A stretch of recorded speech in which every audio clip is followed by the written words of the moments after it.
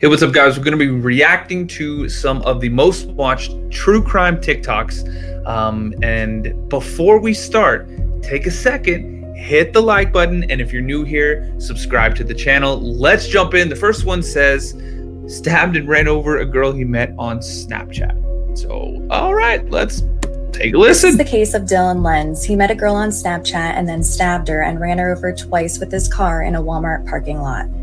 Dylan and Abby met on October 15th of this year. A Walmart parking lot?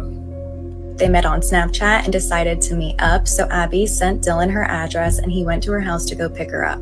Their first stop was Walmart, so they walked around and got back in Dylan's car and they were getting ready to head to another store. Well, this is when Dylan grabbed Abby by the throat and then stabbed her in the shoulder multiple times. Then, with him being in a panic, he unlocked the car doors and let Abby get out of the car, and she started running and screaming for help. Then Dylan freaked out even more, now being worried that he was going to get in trouble for an attempted murder, so he took his car and started chasing her. While Abby was running away, she was trying to run downhill and she tripped, and this is when Dylan ran her over with his car twice. A 911 call was made by a witness, and they saw a car that was making bouncing motions and squealing their tires. On the floor, it appeared to be something that looked like a human body. The police rushed over there, but not before Dylan fled. He saw a car that was coming in his direction and he got scared and drove off. When they got there, they saw that Abby had life-threatening injuries, so they rushed her to the hospital and she was later airlifted to UW's Children's Hospital in Wisconsin. The next day, they went to go talk to Abby and they saw that she had a spinal injury where she had no movement below her waist. Both of her ankles were broken and she had road rash from her shoulders down to her feet on top of other injuries. She is still in the ICU and I'm going to leave a link to the GoFundMe in the comments. Since Dylan fled the scene, they had a look at the surveillance footage from Walmart and they were able to get the license plate number, which was linked to Dylan, so they went over to his residence. When they got there, they saw that there was blood on Dylan's car, there was grass jammed into the car frame, and that there was a broken license plate where the rest of it was found at the crime scene. They also found blood on the inside of the car, which Dylan's mom said was from the victim.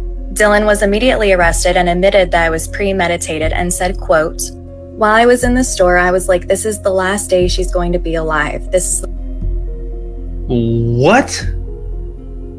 Oh my God. "The last night of her life. I was out of control. I wasn't thinking. My body just took over." After the ordeal, he also texted his friend saying, "Oh no, I'm in big trouble. I really messed up this time. I did something really bad and I'm going away for a long time for this." He also said during questioning that if he didn't flee, he was going to put her body in a trash bag and throw it away, or he would bury it. After 2 weeks in jail, a $150,000 bond was posted and he made bail. Contingent upon his bail, he was told that he was not able to contact Abby or her family either directly or indirectly. He was also told that he had to stay at home with the exception of going to school, work, court hearings, or doctor's appointments. Since his release, he entered a treatment program that was suggested by his doctors, and he is not going to school or work. Dylan is being charged with first-degree attempted homicide, and his maximum time in jail would be 60 years. His preliminary hearing is November 17th. Oh my God. Just randomly? Like, let me meet this girl randomly. Take her to Walmart. And then stab her and try to run her over. Let's talk about what happened to 13-year-old Rachel Mellon Skimp. Let's talk. She was born on October 13th of 1982 and lived in Melrose Park in Illinois. At the age of 3, her parents divorced and her dad moved to Dallas and her mom stayed with her in Illinois. Eventually, her mom started seeing a man named Vincent and eventually they got married and had 2 children together. Rachel was described as a bubbly person with a great sense of humor. She was the life of the party and was always the most beautiful girl in the room. On January 30th of 1996, Rachel was at school and was having a normal school day, and as the day went on, her friends noticed that she was crying by her locker, so they went to go ask what was wrong.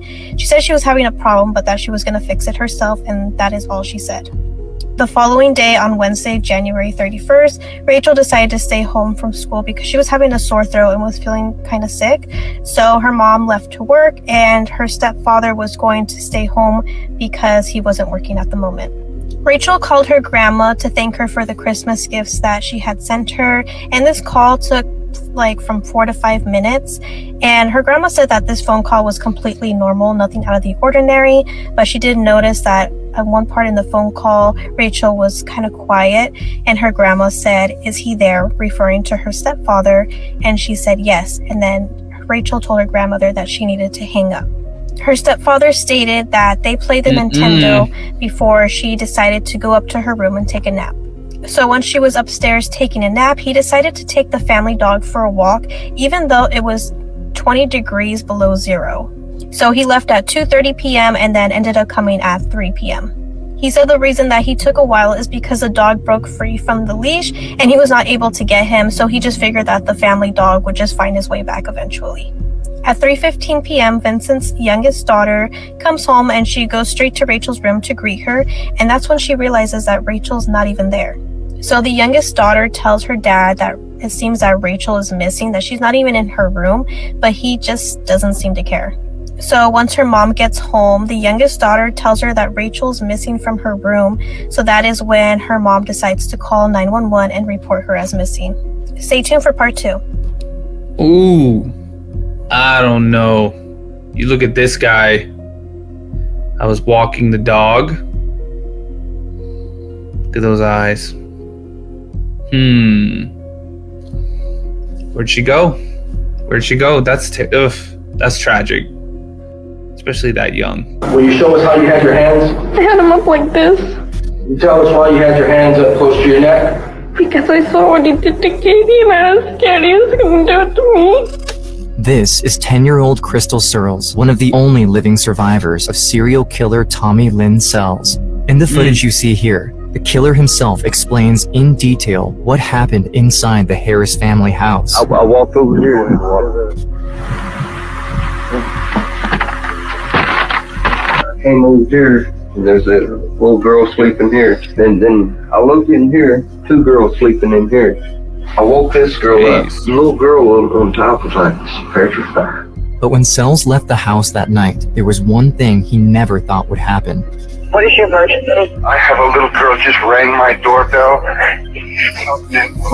It was like Dead Man Tell No Tale, and I thought it killed her. Crystal Searles. She was just 10 years old when she came face to face with death.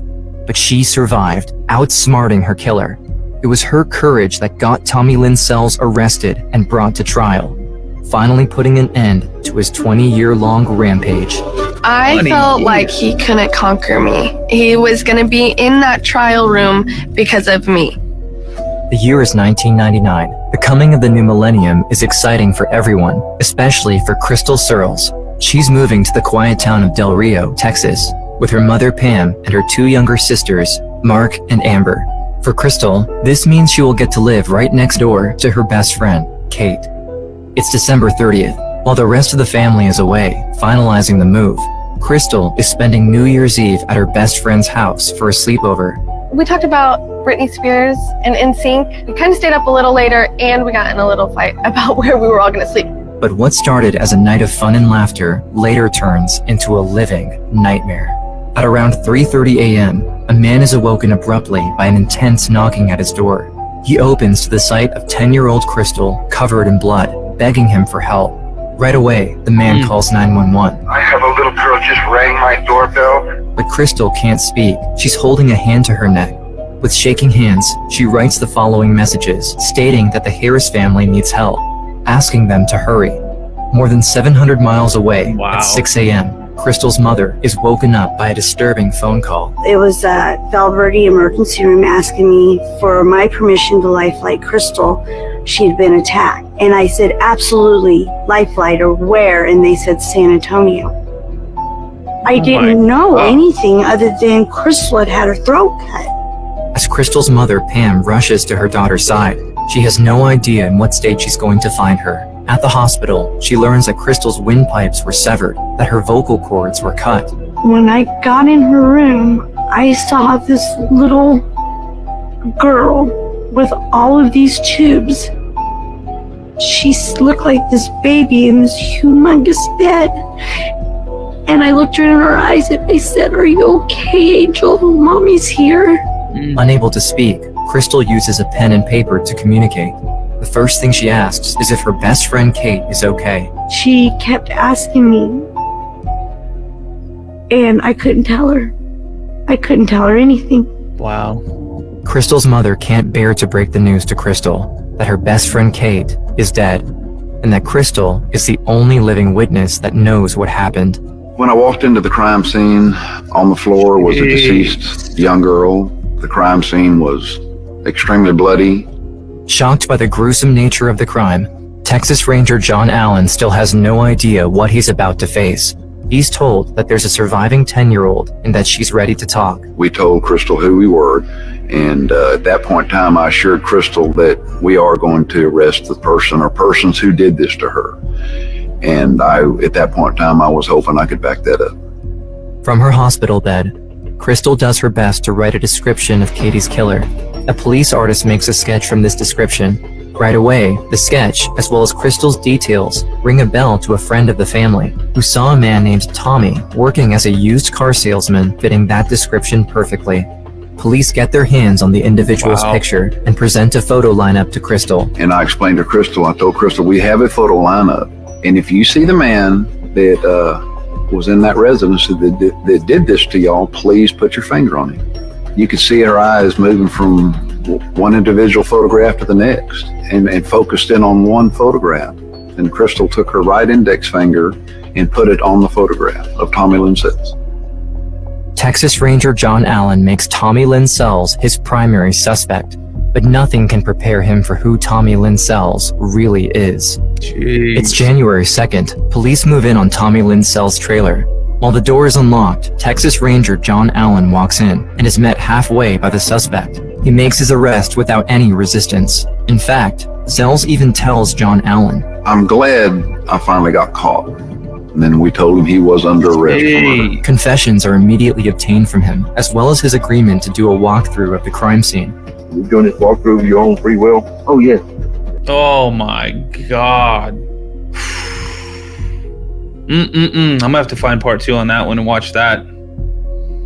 Oh my goodness. Oh, so many crazy cases.